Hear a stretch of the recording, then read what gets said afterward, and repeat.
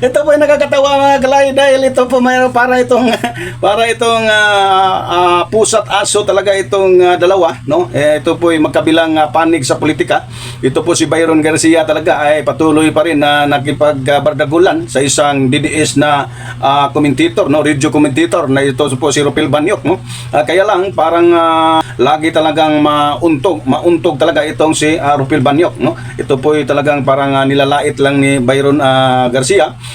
Siya po parang kumbaga pinagtawanan lang, no? So ibig sabihin ay walang parang masabi natin na kawawa namang isang abogado, no? Isa pa namang abogado siya, kaya lang pinagtawanan. Ito yun ang sasapitin talaga pag ikaw po ay talagang nawala na yung delikadisa mo dahil ang sinusuportahan mo ay talagang wala na sa timing at wala sintonado.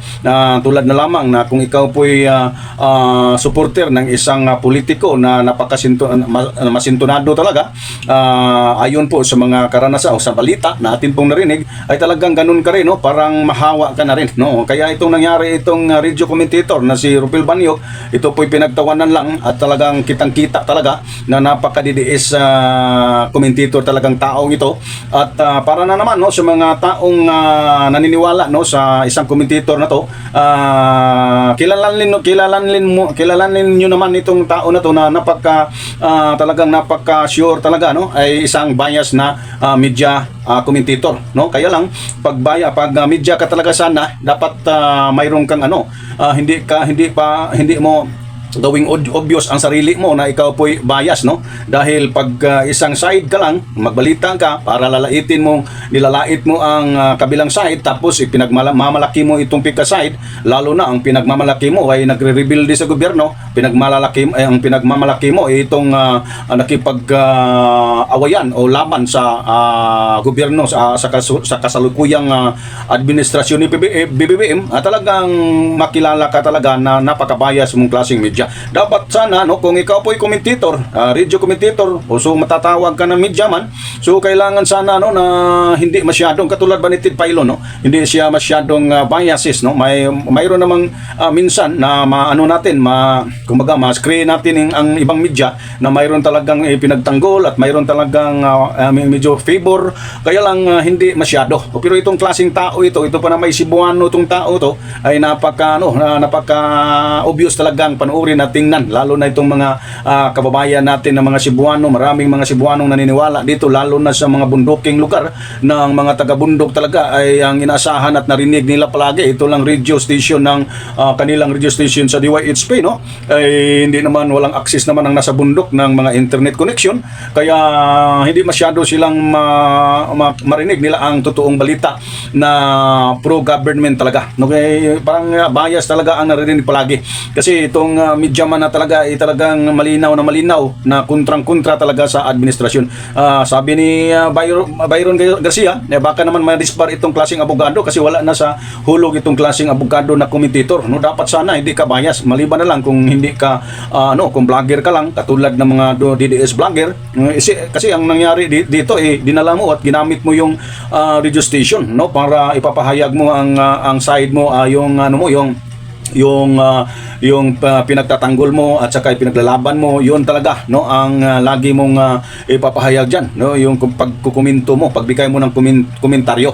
Kaya mga kalahi ay atin pong mag-isip na po tayo, no, huwag masyadong maniwala, no, pag ang narinig po natin ay parang kumbaga puro na lang depensa sa isang politiko, no, sa isang side na politiko. O kung media ka sana, dapat maalaman ng isang media man na pag media ka talaga ay nasa gitna ka, no? Huwag mong masyadong obvious sa sarili na panig ka sa isa, panig ka at kontra mo yung isa, dahil yun ang tungkulin ng media, nasa gitna ka. Kaya nga tinatawag na media, meaning media man or mediator, nasa kalagitnaan ka, magbalita ka ng tama sa kabila, magbalita ka naman tama sa isang partido, magbalita ka ng tama sa isang partido, huwag mong lagyan ng mga medyo kasinungalingan o biases para naman ay hindi ka mahuli sa pagkabayas mo, no? Kasi pag ang tao po'y makaunawa, makaintindi, talagang iiwan ka talaga sa ire, no? Baka na may mag-iisa ka na lang diyan na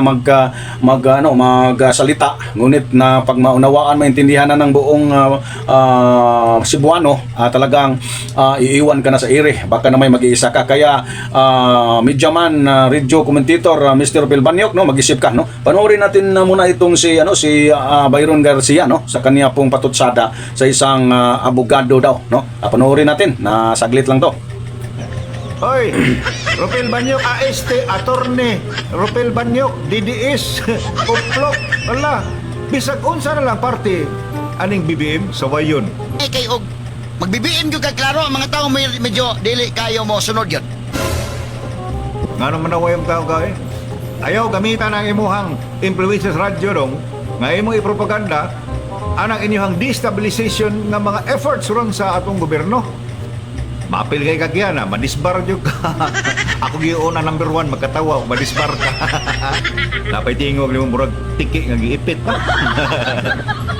Ano atin mo pang napanood mga kalahi, no, mga kalahing Pilipino, dito po atin pong nakita na panood po, no. Nakakatawa talaga ito si Byron Garcia dahil sabi daw ang boses daw ng isang commentator ay para daw na ipit na butiki, no, daw ipit na butiki, no. Hindi naman, no, wag naman nating laitin ang yung natural or nature ng tao, no, kasi package na yun sa kanya na talaga yun hindi naman natin alam kung ano talagang kalooban ng Diyos, bakit siya naisilang ng ganyan o nagiging tao ng ganyan. So, huwag nating laitin. Yun lang ang atin pong kontra dyan ay huwag magiging bias kung ikaw po'y media man, no? Dapat sana hindi masyadong depensa or favor ka sa isa, no? Kasi kitang-kita ka at maliwanag, no? Kaya huwag masyadong bias, Mr. Phil Banyok, no?